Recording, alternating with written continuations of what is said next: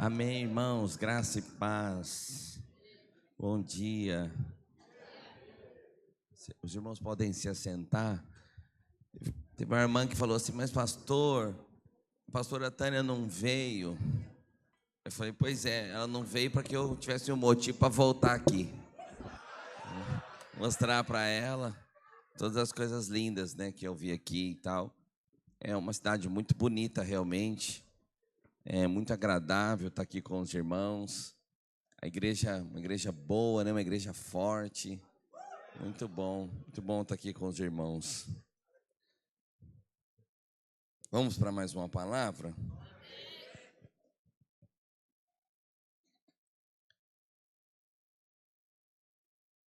Feche os seus olhos por um instante, deixa eu orar com você. Deus, em nome de Jesus, nós pedimos clareza do Teu Espírito, direção do céu para nós. Que nós sejamos, nesta manhã, alimentados e nutridos. Que nós sejamos também encorajados para vivermos tudo aquilo que o Senhor tem para nós. Traz a nossa mente agora cativa ao Senhor. Libera a luz do Teu Espírito, para que os princípios que passarem pela nossa mente possam também explodir no nosso coração, produzindo encorajamento, força, impulso, autoridade, unção celestial, em nome de Jesus. Amém. Amém. Ontem nós falamos sobre entregar uma botija, né, para Deus encher e ter uma atitude de fé para sair do barco e avançar e romper. E às vezes, e eu disse ontem que é difícil a gente harmonizar a graça sendo liberada quando nós estamos em luta financeira, né? E ontem eu ajudei você a entender que Deus já está respondendo a sua oração, Deus já está liberando. Apenas você precisa interpretar o que Deus está te dando para você entrar na posse daquilo que Ele já liberou no mundo do Espírito. Fé é isso, é você se apropriar de algo que ainda não existe no mundo natural, mas já foi liberado, em princípio, lá no mundo espiritual. E quando você tem clareza, tem entendimento, o seu coração se enche de fé. Então, como eu falei ontem, a fé não é um negócio burro. A fé não é um negócio assim, não, você tem clareza, você tem entendimento. Tem uma promessa para mim, tem uma palavra para mim. Deus se move dessa maneira. Quando você entende, você ganha mais força e mais argumentos para liberar a sua fé. Então, muitas vezes, você precisa conhecer uma promessa, lembrar da promessa, se apropriar da promessa, e isso faz com que você possa avançar em fé, e avançando em fé, você traz à existência aquilo que Deus já liberou para você. Então, nós falamos ontem sobre isso. Mas é difícil também você harmonizar essa graça sem medida quando você se sente fraco, quando você se sente incapaz.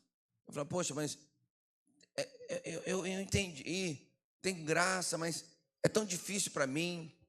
Eu tenho tão poucos recursos, eu tenho tão poucas habilidades, eu tenho poucas conexões, eu não conheço pessoas estratégicas, eu não estou num lugar estratégico. Porque cada um tem uma luta diferente, a vida é assim, cada um tem uma luta diferente, é verdade ou não é? Para uns é mais fácil, para outros é mais difícil. Mas não adianta você sentar na calçada e ficar chorando porque a sua luta é mais difícil. Ah, se eu tivesse nascido numa família rica, tivesse estudado nas melhores escolas, quando eu fosse adolescente eu tivesse ido para a Disney estudar inglês. Eu também já pensei nisso. Mas para alguns, o desafio é menor em alguns aspectos e maiores em outros. Para outros, talvez aqueles aspectos que são menores para nós são gigantes. Talvez aquilo que é difícil para ele, para nós é mais fácil. Então, cada um tem uma luta. Então, você veja bem, um jovem que nasce numa família muito abastada, tem uma boa escola, tem uma boa alimentação, tem a boa educação, boa instrução, está em ambientes estratégicos, mas às vezes vive num lar destroçado. Às vezes não tem o amor do seu pai, porque o pai, às vezes, não estou dizendo que são todos, tá? Mas às vezes vive numa família totalmente disfuncional. A mãe vive debaixo de remédios, o pai trai a família, né? Então assim, e às vezes tem buracos na alma que às vezes são muito mais difíceis de curar do que o buraco da pobreza, da dificuldade de ser luta. E se você, quando você olha a história dos maiores líderes do mundo, você sabia que 3/4, ou seja, 75% de todos os grandes homens da história nasceram pobres? Você sabia que 60% de todos os homens extraordinários da história tinham alguma debilidade física?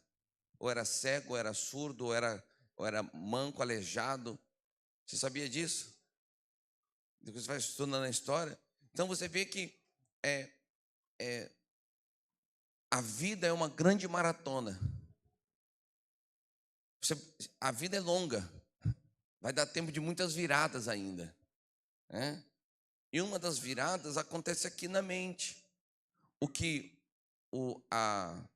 os coaches, os mentores, e aqui eu não tenho nada contra eles, muito pelo contrário, eu também sou um mentor da visão celular, né? Então assim, eles falam assim, ó, você tem que mudar seu mindset, você tem que mudar sua mente, você tem que mudar a forma que você enxerga as coisas. E isso é bíblico. As promessas é para mudar sua mente. Então Deus olha para Abraão e fala assim, olha, você é velho, você já nem tem mais intimidade com a sua esposa direito, mas você olha para você e você não teve filhos, e você acha que você está derrotado, que você está se perdido, mas eu quero dizer uma coisa para você, você vai ser pai de uma multidão de pessoas. Deus está falando, muda a sua mente. Aí Deus percebe que por mais que o Todo-Poderoso tenha dado uma palavra, ele tem dificuldade de entender. E ele fala assim, vem para cá, sai da tenda, olha para as estrelas, você consegue contar? Ele está dando uma visão agora para ele. Ele está mudando a mente. Olha aí, assim vai ser a sua descendência, numerosa como as areias do mar. Então, Deus está mudando o mindset através de uma promessa, liberando uma palavra. Então, eu queria falar sobre o poder de Deus que se manifesta na sua fraqueza. Então, quando você vê o apóstolo Paulo, que era um cara extraordinário, lá no livro de Coríntios, no capítulo 2, ele diz assim, eu, irmãos, quando fui ter convosco, anunciando-vos o testemunho de Deus, não o fiz com ostentação de linguagem ou de sabedoria. Por que ele está dizendo isso? Porque ele tinha. Porque o cara era fera.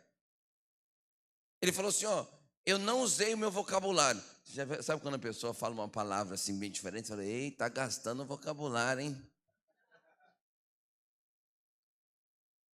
O apóstolo Paulo era alguém que tinha um vocabulário vasto, tinha dupla cidadania, falava várias línguas, era um cara viajado. Então ele diz assim, olha, não fiz com ostentação de linguagem ou de sabedoria. Como se ele dissesse assim, eu tenho. Eu poderia ter feito, mas escolhi não fazer. E ele diz assim, ó, porque decidi nada saber entre vós, senão a Jesus Cristo e esse crucificado. É como se ele dissesse, tudo que eu tenho, tudo que eu adquiri, toda a riqueza, todo o conhecimento, quando comparado com a revelação de quem Cristo é nada, não quero, isso não serve. Depois ele diz assim, ó, e foi em fraqueza, temor e grande tremor que estive entre vós. Então essa fraqueza aqui, quando eu falo o poder que se manifesta na fraqueza, não é a fraqueza do pecado, não é a fraqueza da incredulidade, é a fraqueza do entendimento de que eu não vou conseguir derrubar todos os gigantes que vão aparecer na minha frente. Eu não vou conseguir abrir todos os mares, não vou conseguir destruir e transpor todas as muralhas. Por quê? Porque eu sou fraco, eu sou limitado, os meus recursos são limitados. Mas em Deus eu posso.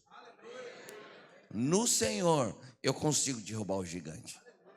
Então, eu preciso me esvaziar de mim mesmo, para que eu seja cheio daquele que é forte.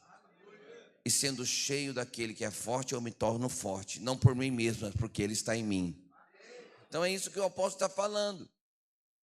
Então, por quê? Porque o apóstolo Paulo foi um exemplo de alguém que fez muito. Ele não foi um exemplo de alguém que fez pouco. Ele não foi um exemplo de alguém que ficava falando, ó céu, ó mar. Você lembra desse personagemzinho? Qual que é? Eu não lembro. Hã? Garfield? Eu sei. Como? Preciso pesquisar depois o nome certinho dele, porque eu sempre falo desse negócio, eu não sei o nome. Aí fala, ó céu, ó mar. Zé Colmeia, Tio Patinhas, Pato Dono, é tudo agora. Papai. Então, olha só, o apóstolo Paulo foi alguém que fez muito. Certa vez, os irmãos estavam fluindo no Espírito. Até que hora que é o meu horário, pastor?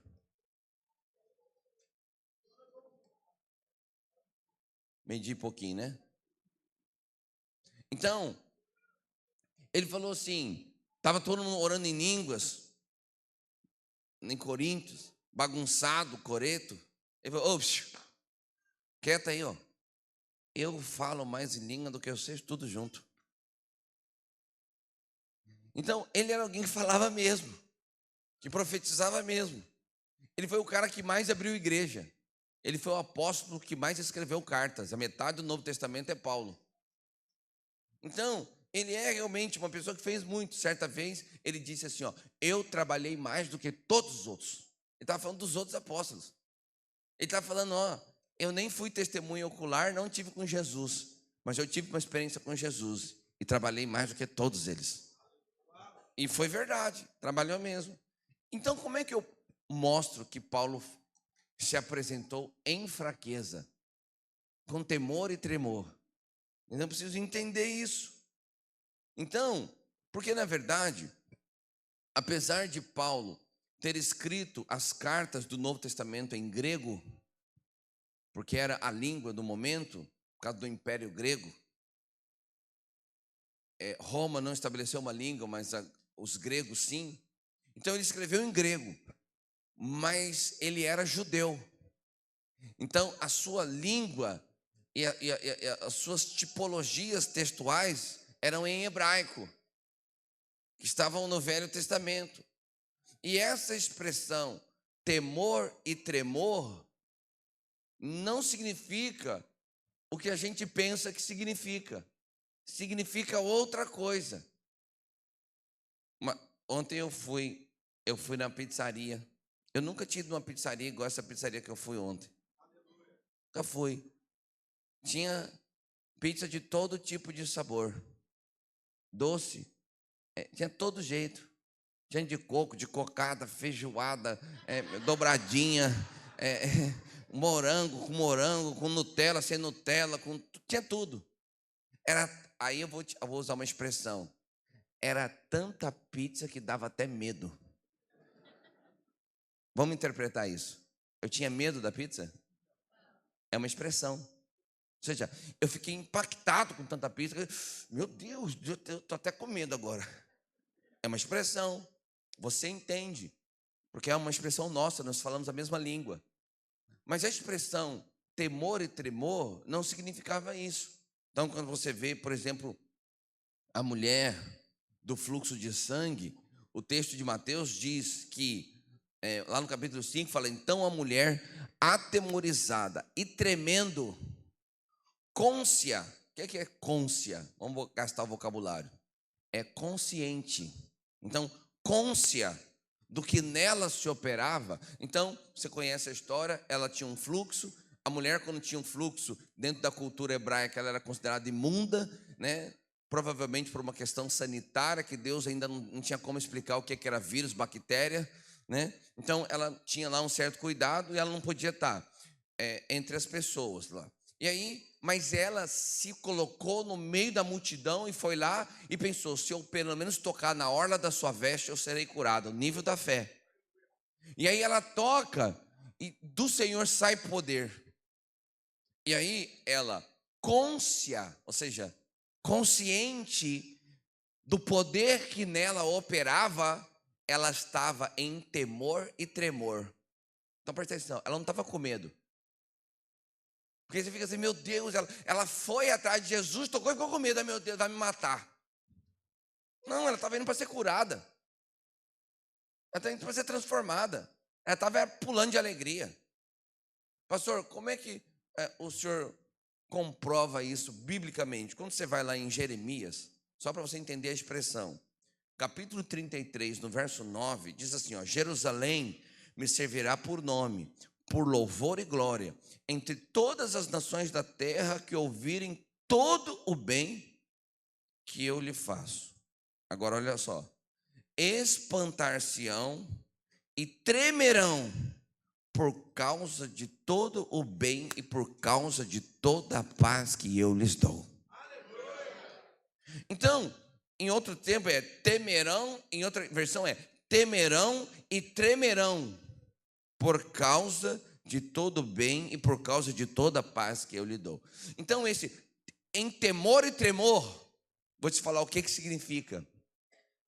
Dentro do contexto hebraico, é espantado, estupefato, vou gastar português, embasbacado, transbordante de alegria por perceber o bem e a paz que recebeu. É isso. É alguém então, por que o apóstolo Paulo, ele está em temor e em tremor? Ele usou essa expressão por quê? Porque ele está alucinado, né? Transbordante, em choque. O tamanho da graça que alcançou a vida dele e que transformou um serial killer de judeu, porque o apóstolo Paulo era um matador, um assassino de judeus. Ele já havia matado vários e buscava judeus pelos cabelos, liderava apedrejamento de judeus. Apóstolo Paulo. Então havia uma graça e um amor de Deus tão extraordinário que transforma um serial killer do judeu no maior dos apóstolos. Então ele estava, meu Deus, e ele fala, é em temor e em tremor que eu estou aqui entre vós. Eu não consigo nem entender a graça e o amor de Deus pela minha vida que faz isso comigo.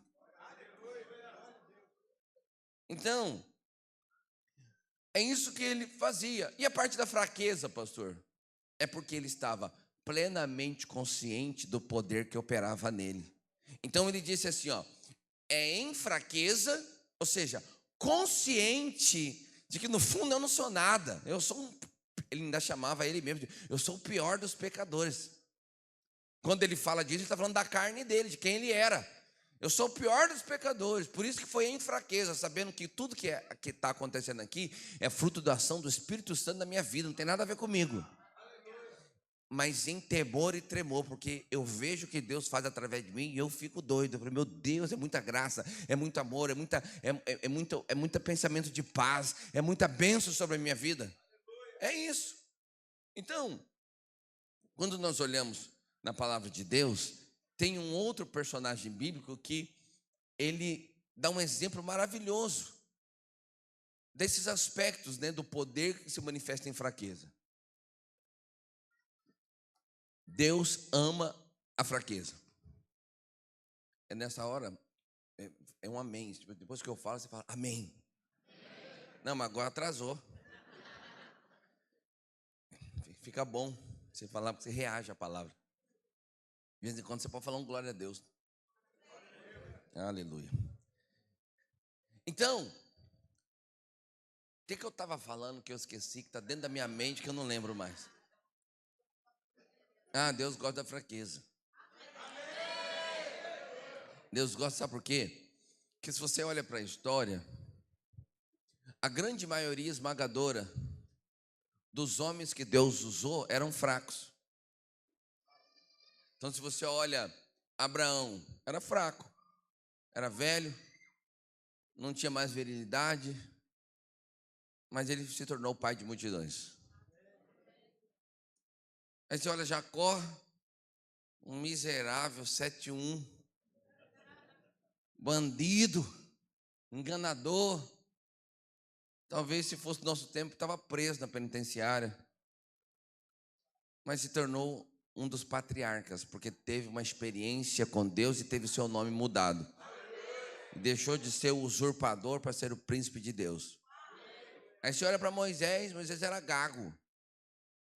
Era gago, não conseguia falar. Ele tinha suas limitações. Deus, para usar Moisés, Deus teve que pôr um porta-voz do lado dele, que era Arão. Pô, você não dá conta de falar. Eu sei, filho, eu vou botar um outro para falar no seu lugar, mas eu vou usar você. E ele demorou um tempo para entender, mas depois ele foi altamente usado. E Abraão é o único cara do Velho Testamento que estava acima do sumo sacerdote. Acima. O sumo sacerdote era o posto mais elevado, que uma vez por ano ele entrava no Santo dos Santos para fazer expiação. O único que estava acima dele era Moisés, que falava com Deus face a face. Quando o sumo sacerdote criou asinho, quis voar, ele falou: ops, baixa sua bola, porque com Moisés eu falo face a face. Volta aí para o seu lugar, filho. Então, aí você vem olhar Davi. Né? Davi aconteceu depois de Josué, mas vamos pensar Davi aqui, né? Davi, o pai dele não lembrou nem que ele existia.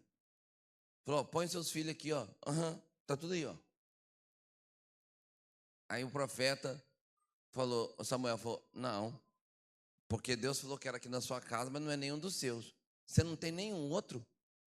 Pô, rapaz, tem aquele menino que é guri, que só me dá trabalho. Não, ele não falou isso, não. Falou: tem aquele menino, até Davi, vai lá, chama Davi. Quando Davi chegou, é esse, franzino, pequeno, é esse que Deus vai usar. Então, e se você olhar, né, também, até no Novo Testamento, Jesus chamou os seus discípulos, que eram todos aqueles que não seguiram a carreira do mestre. Nenhum era rabino. Não era, você sabe, a criança, quando o judeu, quando ele tem uma profissão, seja de carpinteiro, de pescador, de qualquer coisa, foi porque ele não serviu para ser rabino. Ele passou pelo crivo, foi reprovado, e alguém falou: volta para sua casa e vai aprender a profissão do seu pai. Todas as pessoas que Deus chamou, exceto Paulo, que Deus chamou depois, não eram rabinos, eram pessoas reprovadas pelo contexto social da sua época. E a maioria deles eram pobres. Ainda mais se for do jeito que The Chosen está mostrando, era bem pobre. Endividado. Né? Então, a Bíblia tem a história de Gideão. E Gideão era alguém assim também. Qual que era o contexto de Gideão? Gideão, no período, todo período de colheita, os midianitas vinham até as terras de Israel e roubavam-lhe toda a colheita. Israel só conseguia ficar com a parte que eles conseguiam esconder. Então, o tempo da história de Gideão estava próximo da colheita. E eles estavam sabendo que a qualquer momento os midianitas viriam como os gafanhotos, como areias do mar. A Bíblia diz que os camelos deles, ou seja, o carro de guerra, né? Os camelos deles eram como as areias do mar.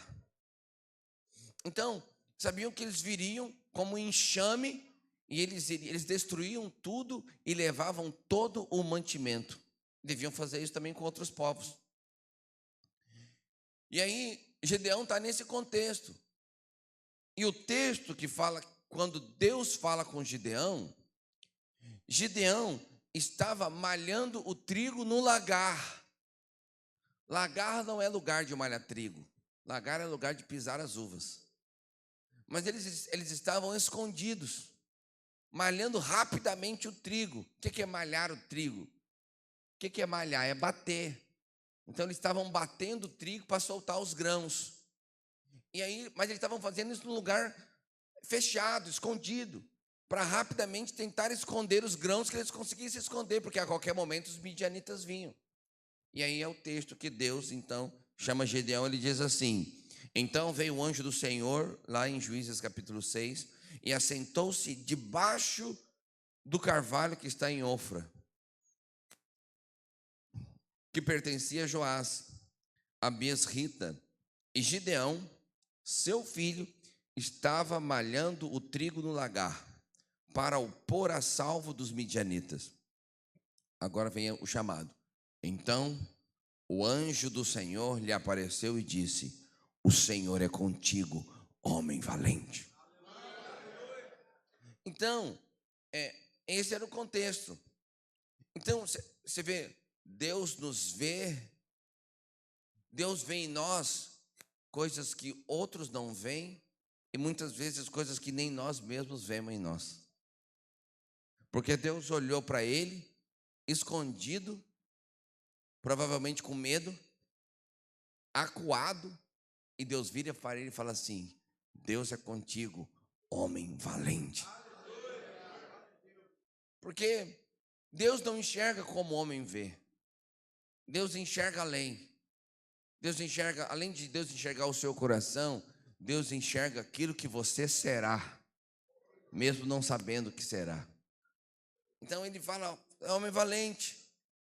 Então, a Bíblia diz que Deus escolheu os que não são para confundir os que são. Isso é uma coisa interessante.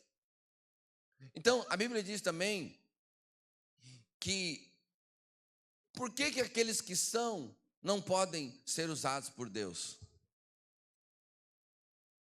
Porque eles estão tão embriagados de si mesmos que não tem espaço para serem cheios do Espírito Santo. Pastor, mas Paulo era um cara que era. Paulo era. Se tem um cara que era Paulo.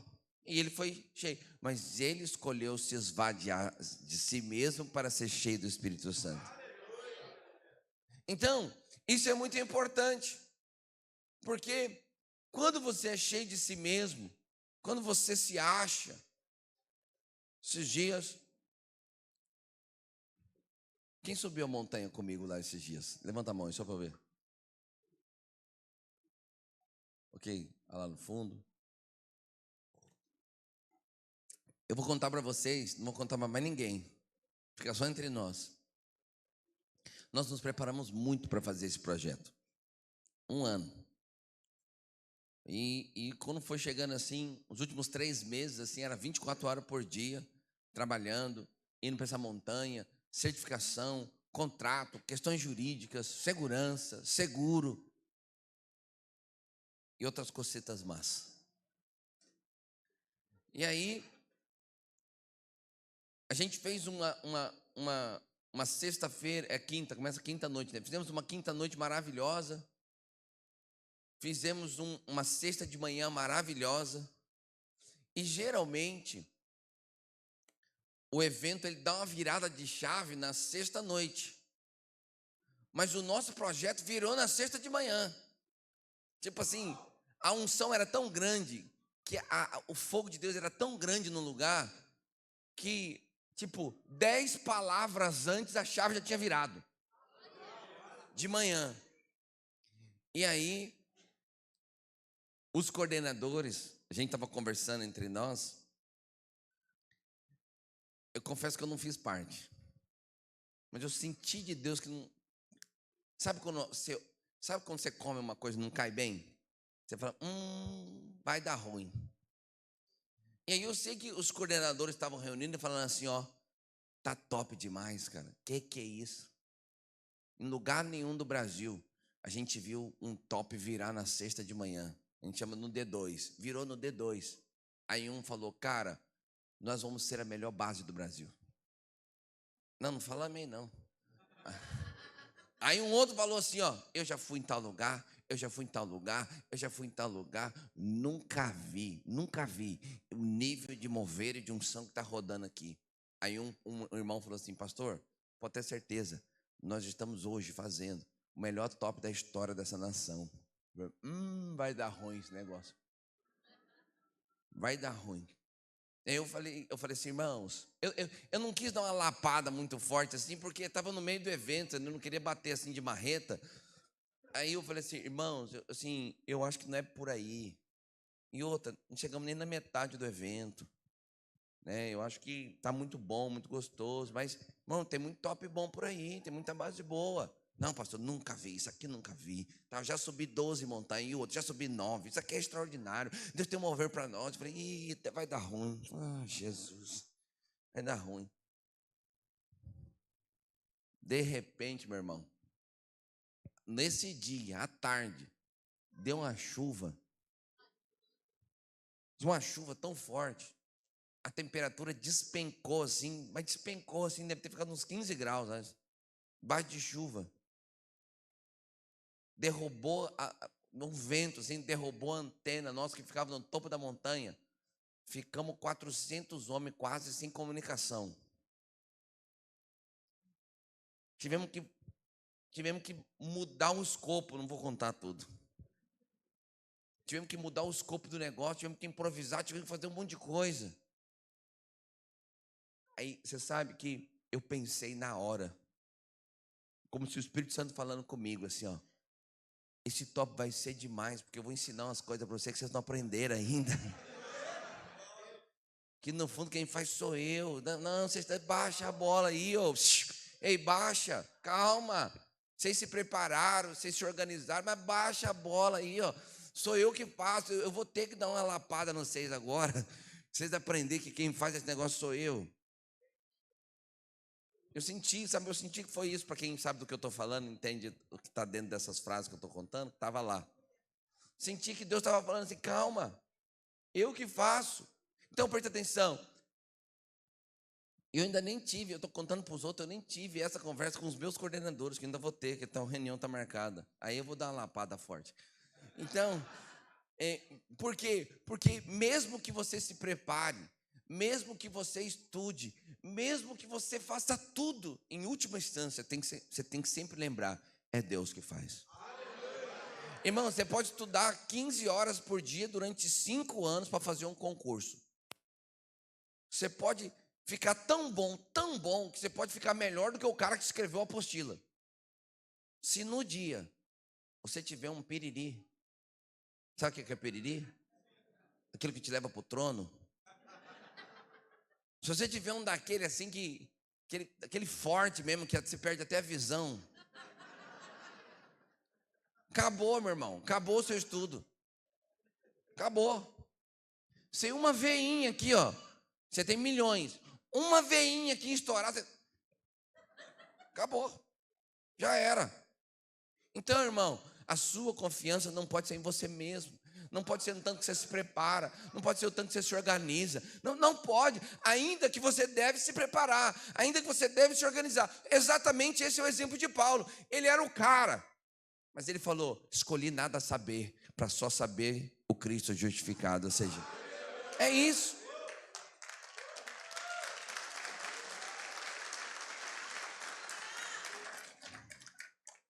Então, eu vou te contar alguns detalhes. Aí você sabe, Gideão então respondeu e foi. Pastor, mas por que Deus escolheu Gideão especificamente? Porque ele era da tribo mais pobre. Dentro da tribo dele mais pobre, ele era da família mais pobre. E dentro da família mais pobre, ele era o mais fraco. Porque se Deus escolhesse um grande guerreiro, de 2 metros de altura, lepa, faixa preta de jiu-jitsu, versado na espada, ele ainda podia falar, não, mas o cara é bom. Mas o cara é bom. Ele falou, eu vou escolher aquele que é fraco, porque é nessa fraqueza que eu vou manifestar o meu poder. Mesma coisa de Davi. Se tivesse levantado um outro guerreiro grande, Davi tinha 3 metros, levantasse um de 2 metros, forte. Ele falou, rapaz, o guerreiro de Israel é forte. Não, é Davi, na funda, para dizer, foi o Senhor que livrou Israel da mão desse filisteu. Então, é por isso que Deus escolheu o Gideão. E na história, a gente consegue perceber algumas coisas. Então, primeira coisa, a vitória de Gideão foi através do pão. Você sabia que teve um sonho? E esse sonho fala que um pão... Eu vou ler para você aqui o texto. Diz assim: chegando, pois, Gideão... na verdade, Deus, o anjo do Senhor, fala assim, ó: Gideão, tá bom, você está aí apreensivo? Porque Gideão falava: Senhor, por que eu? Né? Aí você está apreensivo? Desce até o arraial dos filisteus e vai lá escutar o que eles estão dizendo. Aí Gideão levou um servo, alguém com ele, e desceu lá. Aí que é a história. Chegando, pois, Gideão, eis que certo homem estava contando um sonho ao seu companheiro e disse... Estão dois midianitas conversando. Tive um sonho. Eis que um pão de cevada rodava contra o arraial dos midianitas e deu de encontro à tenda do comandante, de maneira que esta caiu e se virou de cima para baixo e ficou assim estendida. Então, esse foi o sonho. E o próximo versículo, ele conta, o que está ouvindo, conta, é certo. Quem está ouvindo fala isso. É certo que é a espada de Gideão, filho de Joás. Ou seja, já estavam sabendo, não sei como que eles ficaram sabendo, né? Não sei se Gideão tinha falado de alguma coisa nessa etapa e tal, mas já estavam sabendo.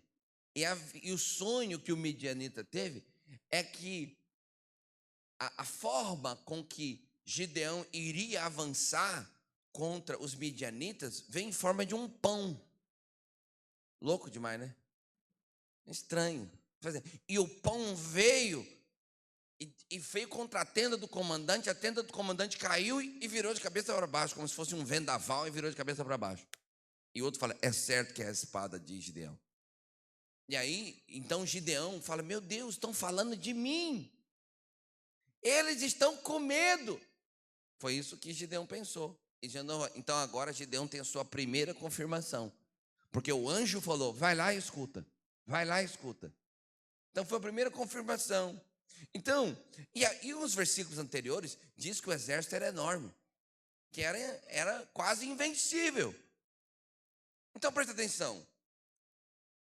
O que significa esse sonho? Porque certamente não tem nada a ver com pão. É ou não é?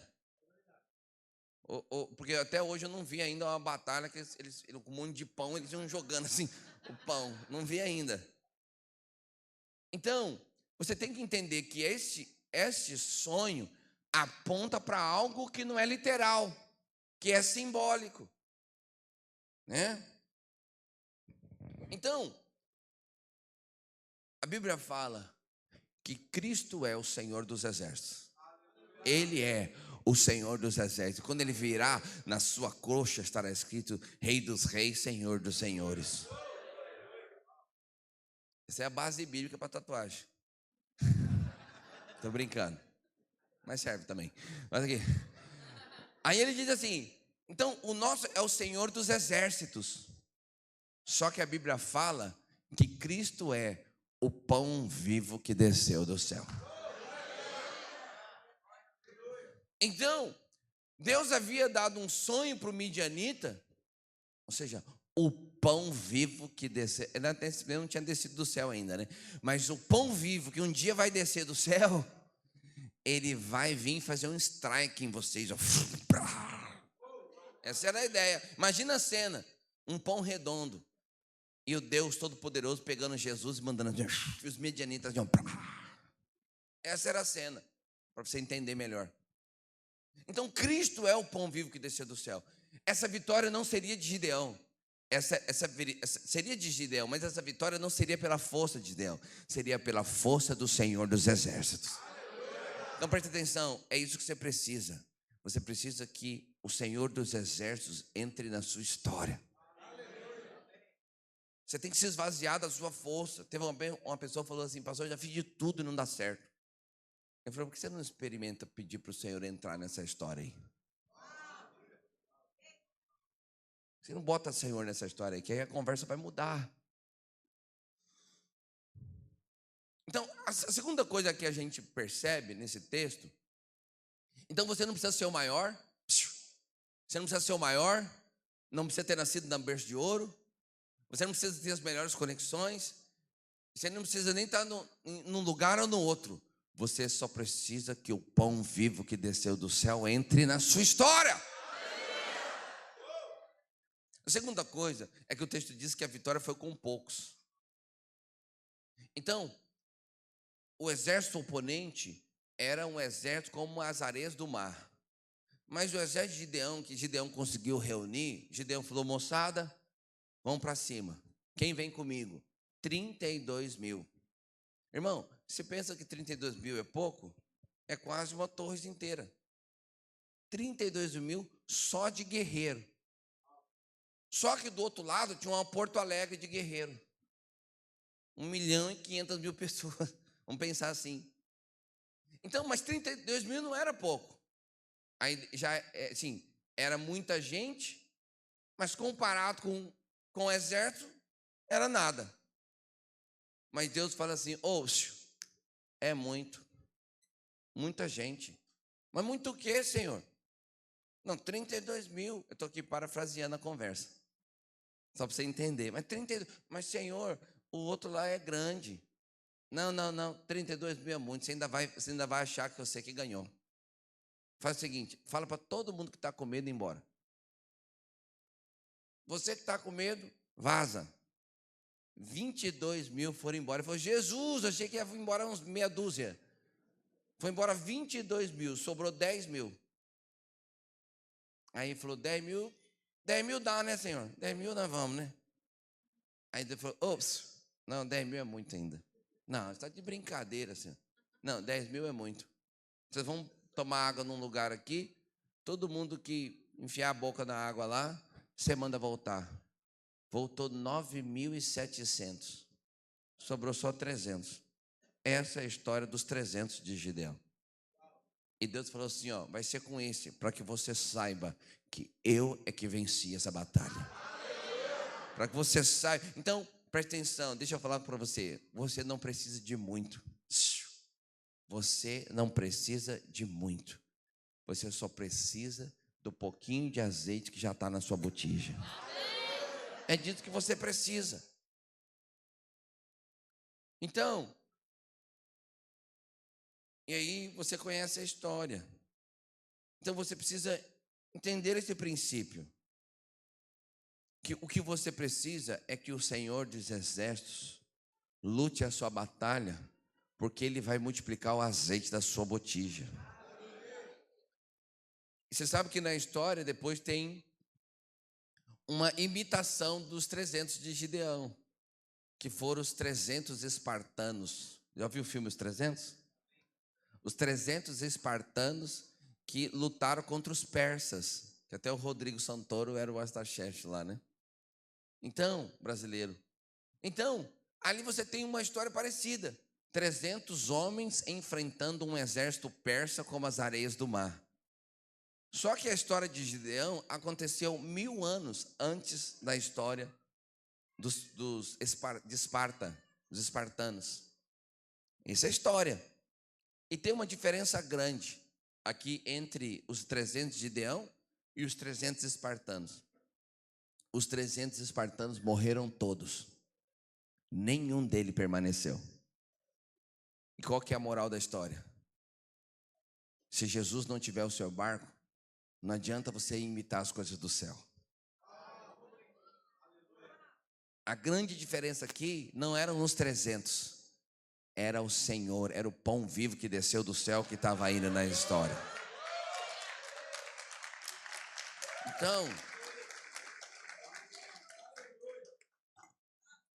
Então o que você precisa é só daquilo que Deus já te deu. Não precisa de muito. Terceira coisa é que depois Gideão ainda estava apreensivo. Vamos voltar aqui antes da batalha. Ele estava apreensivo. E ele então pediu uma prova para Deus. E ele pediu essa prova primeiro, ele falou assim: olha, eu vou colocar um pouco de lã aqui. Falou, Senhor, eu vou fazer uma prova, não fica nervoso comigo. Fala comigo, vou colocar um pouco de lã aqui. Se a lã estiver molhada e toda a terra em volta estiver seca, eu vou saber que o Senhor está nessa batalha. Eu vou nessa luta. Aí no outro dia, quando amanheceu, o que estava? A lã molhada e a terra seca. Aí ele falou, Jesus, Senhor, só mais uma. A última. Não fica bravo comigo. Não se ire. Não acenda a sua ira contra mim. Vou fazer o inverso agora. Que vai que, né? Vamos fazer o seguinte, agora a lã tem que ficar seca e a terra tem que ficar molhada. Aí ele fez a prova e Deus fez. Só fazer um parênteses aqui. Você sabia que agora no Novo Testamento não é mais para a gente fazer prova com Deus? Só que os irmãos gostam do Velho Testamento. Mas nós não estamos mais no Velho, irmão. Nós estamos na revelação do Novo. A graça já foi liberada. Por que no Velho Testamento os homens de Deus faziam prova com Deus? Porque Deus não estava dentro do homem. Deus estava entre os homens. Agora no Novo Testamento Deus habita dentro de nós. Se Deus está dentro de mim, por que eu tenho que fazer prova fora de mim? Se Deus está dentro de mim, por que Deus vai falar comigo fora de mim? Então você tem que tomar muito cuidado com essas coisas. E vou te falar, essa prática de fazer prova com Deus não é neotestamentária. Ela é bíblica, mas não é neotestamentária. Se você olhar no Novo Testamento, nenhum apóstolo fez prova com Deus. Deus, eu quero saber se é para fazer, vou botar a lã aqui. Não tinha isso. Porque eles tinham o Espírito Santo, e o Espírito Santo os guiava. E você também tem o Espírito Santo que te guia. Então, se você faz prova com Deus, fica abrindo a Bíblia, bota dedo, né? Fala, Senhor, se alguém me ligar hoje, se eu ver um gato preto, não, para com isso, irmão. Ah, pastor, mais uma vez Deus falou comigo. Mas não é porque Deus falou com você quando era criança, Deus vai continuar falando da mesma forma quando você se torna adulto. Né? Eu não estou aqui para dizer como que Deus faz. Eu vou te falar que esse não é a avenida principal da forma como Deus faz. E nem no Novo Testamento tem isso. Então, fecha parênteses, volta para a minha pregação. Então, a gente tem que entender. Aquilo era uma prova que Gideão estava fazendo com Deus. Mas aquilo também era um ato profético que falaria para milhares de anos depois, como é o caso agora. Então, como que a gente interpreta o poder daquele ato, poder daquele momento ali? Como a gente interpreta isso? Então você tem que entender o que é hermenêutica. Hermenêutica é a ciência da interpretação bíblica, a forma de estudar a Bíblia. Então, quando você tem elementos tipo pomba, fogo, rio, né, cordeiro, montes, tudo isso, além do seu significado literal, ele também tem um significado simbólico, ele aponta para coisas maiores, né? Então, óleo. Então, óleo tem um significado simbólico, da unção, do mover, porque o óleo era derramado na cabeça para ungir, então. Então, a gente tem que tentar entender tipologicamente o que essa prova representa. Porque na Bíblia não tem nada por acaso, não tem coincidência. Na Bíblia tudo tem uma intenção. Então deixa eu te falar, toda vez que a gente fala de lã na Bíblia, a gente fala de cordeiro, do animal, porque a lã sai dele. Até aquele momento a lã só saía do animal. Então, aquela lã representa o cordeiro. Por que ela estava molhada? Porque a água aponta para a vida. Aponta para a vida, para a graça, para o amor.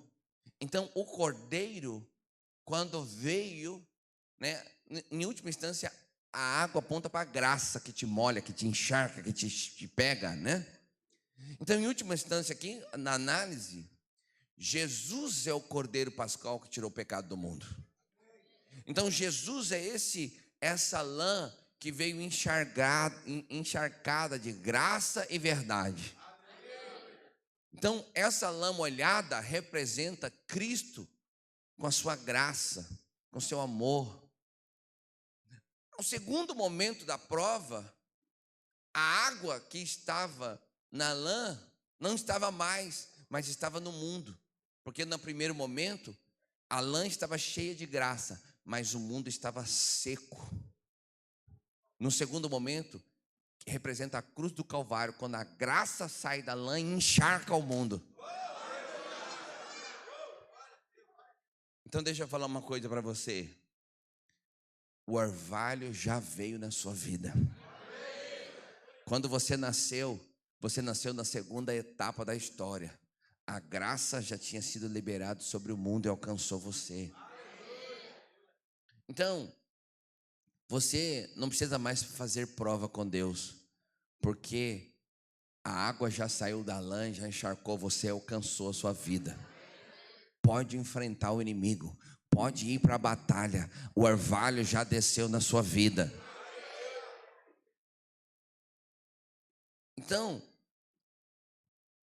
essa foi a segunda prova. E depois, quando eles descem para a batalha, é interessante que eles não vão com espadas e lanças. Deus havia dado uma direção para Gideão. Você vai pegar esses 300 homens e cada um deles vai ter um vaso na mão e dentro desse vaso vai ter uma tocha. Dentro desse vaso vai ter uma tocha. Então, todos os guerreiros estariam, uma mão eles estariam com um vaso, dentro do vaso uma tocha acesa, e na outra mão ele estaria com um chofar, que é uma trombeta. Então, no Velho Testamento, há dois tipos de trombeta, só dois tipos, ou era de prata ou era de chofar, ou era de chifre de carneiro. A trombeta de prata era utilizada para os cerimoniais, e a trombeta de chifre de carneiro era utilizada para coisas extraordinárias, como o grito de guerra, o sinal da guerra, da batalha. Então, é interessante que eles falam, né? Que eles, o grito, né? Olha o grito, diz assim, ó. Deixa eu ler aqui. Espada pelo Senhor e por Gideão.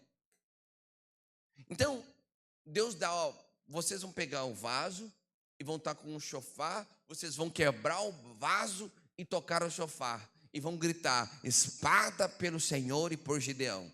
Aí você fala assim, é muito louco esse negócio aqui. É muita criatividade do céu, né? Meu Deus, já era só 300. Não ia, eles falaram, espada pelo Senhor por Gideão, só que eles não tinham espada. O que eles tinham era vaso, tocha e chofar. Não havia espada. Então, preste atenção. Então, isso aqui também não pode ser literal. Fala para quem está do seu lado, na Bíblia não tem nada por acaso. Então isso aqui não pode ser literal. Isso aqui tem que ser uma coisa simbólica. E tudo que está na Bíblia é importante para aquele momento, mas será importante depois para a história. Porque significa algo profético, algo do que Deus está fazendo e vai fazer. Então, eu vou te explicar o que significa o barro. O barro, o vaso, o cântaro de barro, somos eu e você. E dentro do barro tem uma tocha que representa a luz do Senhor. Quando esse barro quebra, é quando a sua lágrima rola. Quando esse barro quebra, é no momento da dor, momento da dificuldade. É o momento que você não compreende algumas coisas, né? E você fala, Senhor, mesmo sem compreender, eu vou continuar crendo que o Senhor está no controle de todas as coisas. Mas aí eu te falo, sua luta está difícil. O gigante está grande, a muralha está muito alta, e isso está te levando às lágrimas. É porque o vaso está quebrando. Só que tem uma coisa: quando o vaso quebra, o fogo se manifesta. Porque dentro do vaso tem uma tocha de fogo. Então, no vaso ela fica ali ainda, de uma certa forma, não tão visível. Mas quando o vaso quebra, o fogo da vida, da luz de Deus, o poder de Deus se manifesta na sua vida. Se o seu vaso está quebrado, O Senhor também está se manifestando aí na sua vida.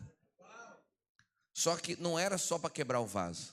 Era para quebrar o vaso e tinha que trombetear. Então, primeiro você tem que entender o que é trombetear. Trombetear, além do seu significado literal, significa proclamar. Então, trombetear significa na Bíblia proclamar. Agora, o que se proclamava com o chofar? O que está por trás simbolicamente aqui?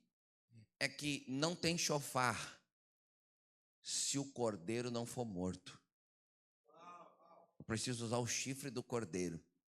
Para usar o chifre do cordeiro, o cordeiro vai ter que morrer.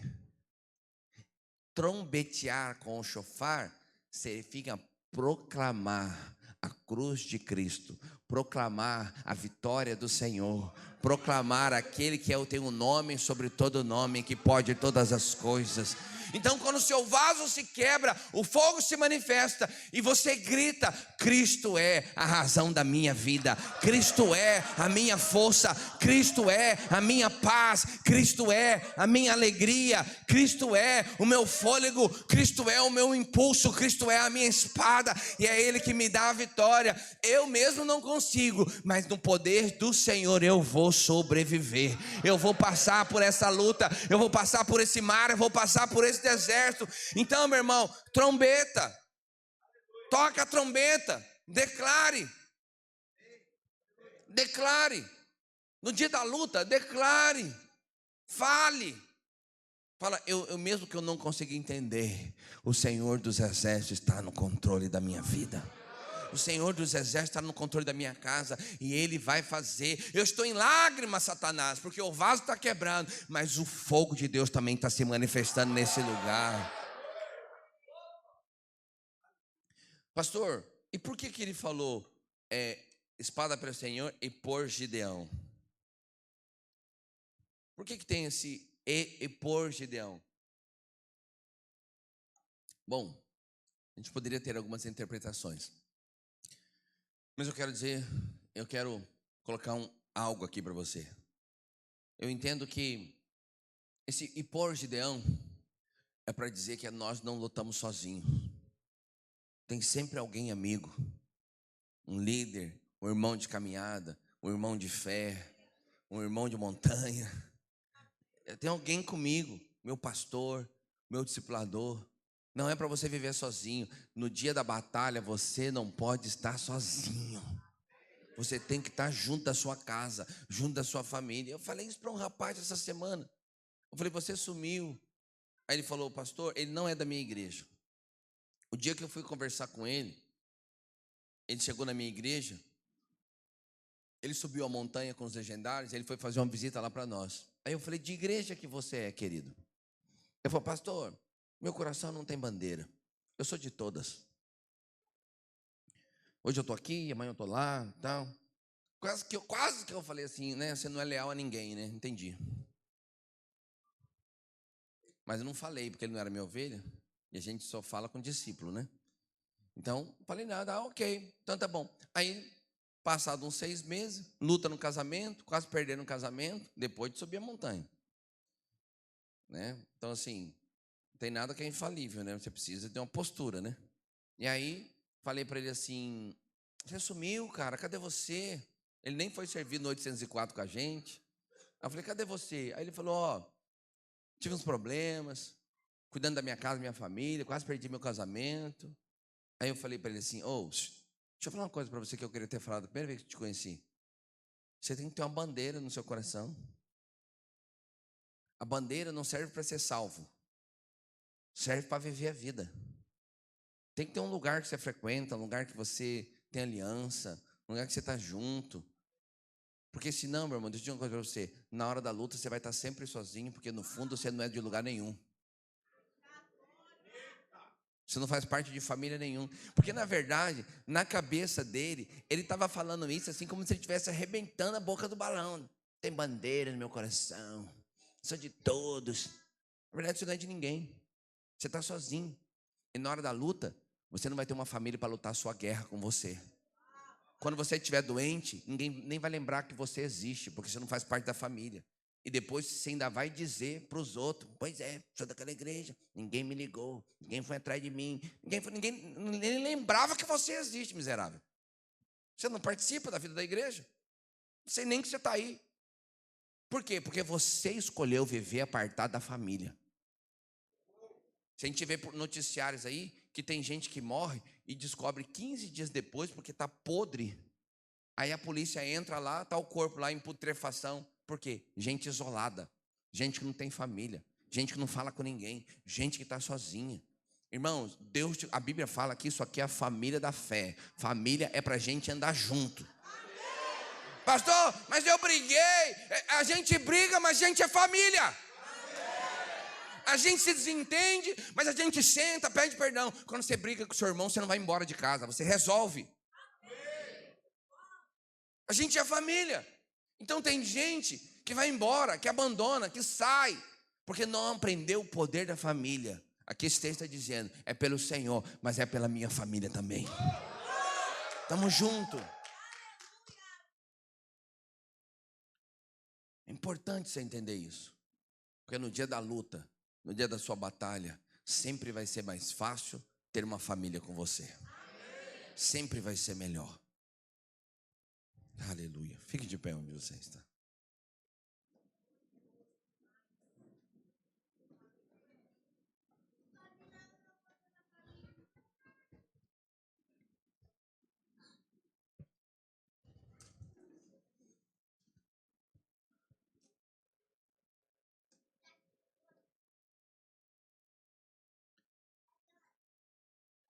Sei que a gente já deu o meu horário aqui.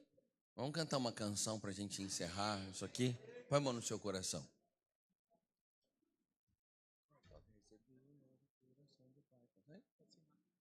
Pode.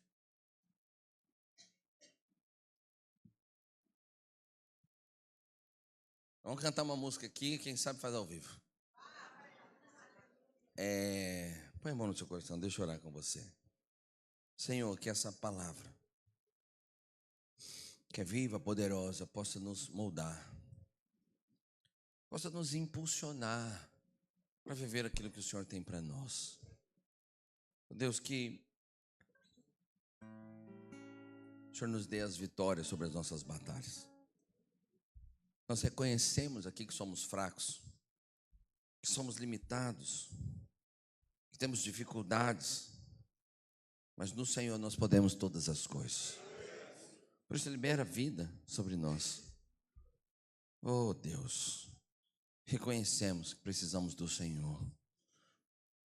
Reconhecemos que não conseguimos vencer algumas coisas. E nós precisamos do Senhor. Deus, nós vamos gritar.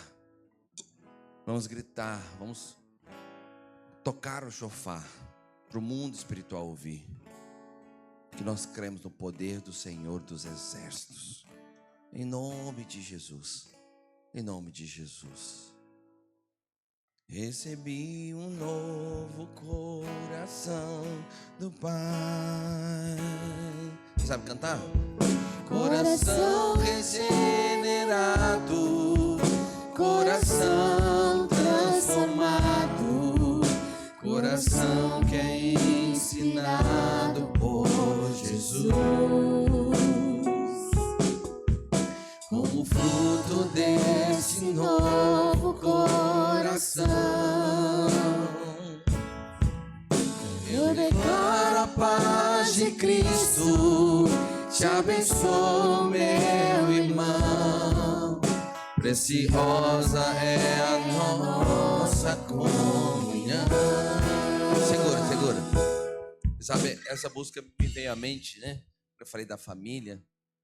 Porque isso aqui é uma família, irmão. Quando você tem clareza que Deus te trouxe para cá.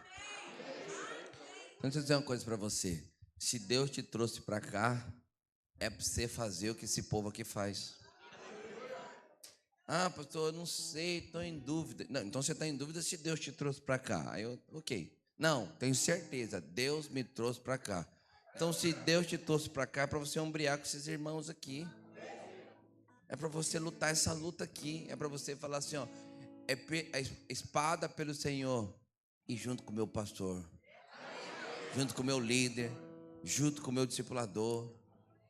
Então nós vamos cantar essa música. Eu queria que você desse pelo menos uns 50 abraços e liberasse uma palavra. Irmão, que bom estar aqui com você, que bom estar nessa conferência, conta comigo. Vamos fazer isso?